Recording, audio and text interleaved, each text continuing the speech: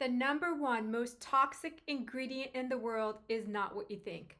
This is worse than high fructose corn syrup, seed oils, sugar, and even starches. It's considered a Class A carcinogen. A carcinogen is a substance that is known to cause cancer. It's also a neurotoxin to us, and it messes with our reproductive organs. The scariest part is that you will not find this ingredient on the label, and that's because it's not an ingredient. It's a byproduct. It's created after you process all the junk that you eat, and then it's combined with heat.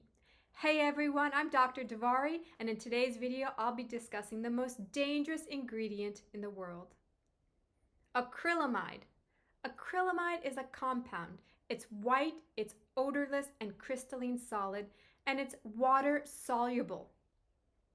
It's created through the Maillard reaction, which is a chemical reaction between amino acids and sugar. Some uses for acrylamide include, so in the industrial uses, it's actually used to produce polyacrylamides, and this is a water-soluble polymer. It's used in wastewater treatment, in paper manufacturing, cosmetics, and oil recovery processes.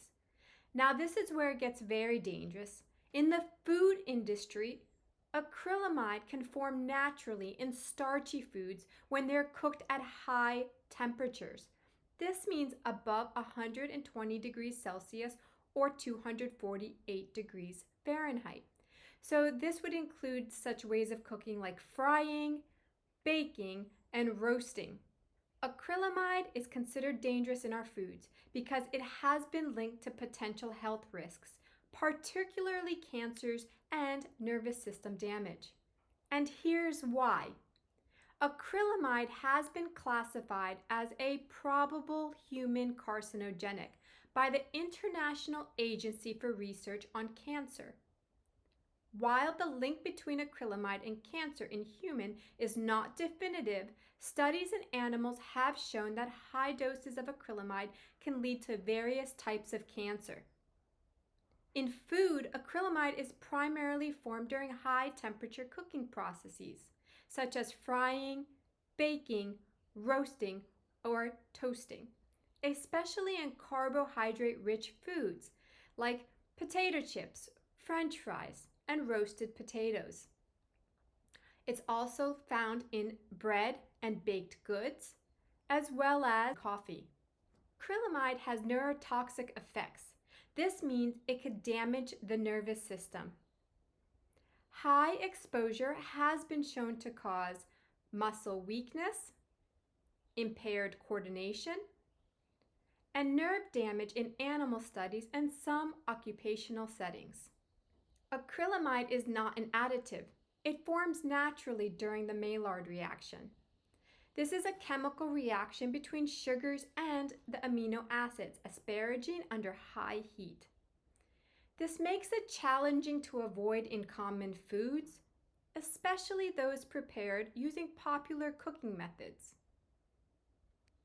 Once ingested, acrylamide is metabolized in the body into glycitamide, a compound that can actually bind to our DNA and cause mutations, increasing the risk of cancer over time.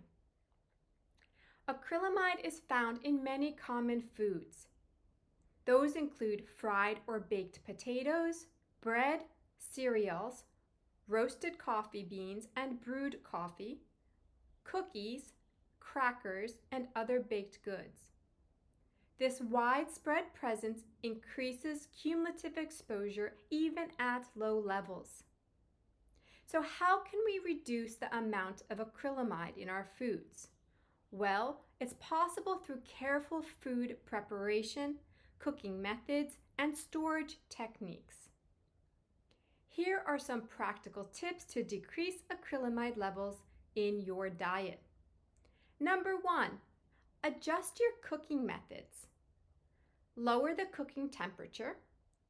Cook at lower temperatures whenever possible. Baking or frying at less than 175 degrees Celsius. Acrylamide forms more readily at higher temperatures, so avoid overcooking. Avoid burning, browning, or over toasting foods, particularly starchy ones. Light golden color is better than dark brown. Use more gentle cooking techniques like boiling or steaming, which do not produce acrylamide. Microwave potatoes before roasting or frying to reduce the cooking time and acrylamide formation. You can modify your food preparations by rinsing or soaking your potatoes. Soak raw potato slices in water for 15 to 30 minutes before frying or roasting. This will remove some of the sugars that lead to acrylamide formation.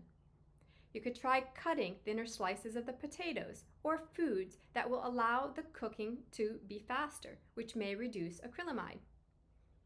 Blanching, which is briefly boiling the potatoes before frying or roasting, can also lower acrylamide formation.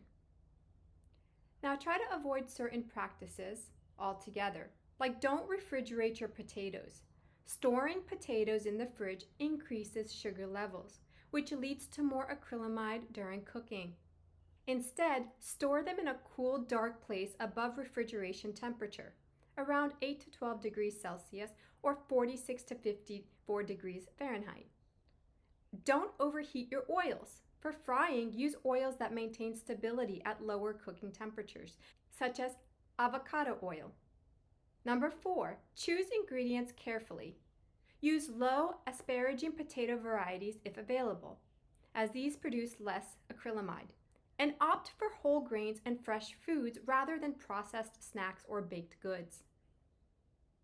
Reduce acrylamides in baking goods. For bread and baked goods, bake at a lower temperature for longer duration, so lower than 175 degrees Celsius or 347 degrees Fahrenheit.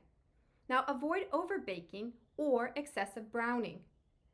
Consider using baking enzymes like asparaginase, which are used in food industries to reduce acrylamide formation by breaking down asparagine.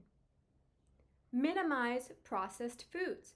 So limit the consumption of foods known to be high in acrylamide, such as potato chips, French fries, and roasted potatoes. Coffee, so opt for lighter roasts if possible. Limit your intake of crackers, cookies, and some breakfast cereals. Now, balancing your diet is very important as well. Focus on a diet rich in fresh fruits, vegetables, whole grains, and lean proteins. This can help dilute potential acrylamide exposure and support overall health. Coffee preparation? While acrylamide is formed during coffee roasting, it can't be completely avoided. Choose coffee that is lightly roasted, or darker roasts may have slightly higher levels. So a quick summary for you to reduce the acrylamides in foods. Potatoes, you want to soak them, blanch them, or cook them at lower temperatures. For baked goods, use lower baking temperatures to avoid excessive browning. For fried foods, fry at lower temperatures and for shorter times. For coffee, choose lighter roasts and avoid reheating. Processed snacks, limit your consumption of chips, crackers, and processed items.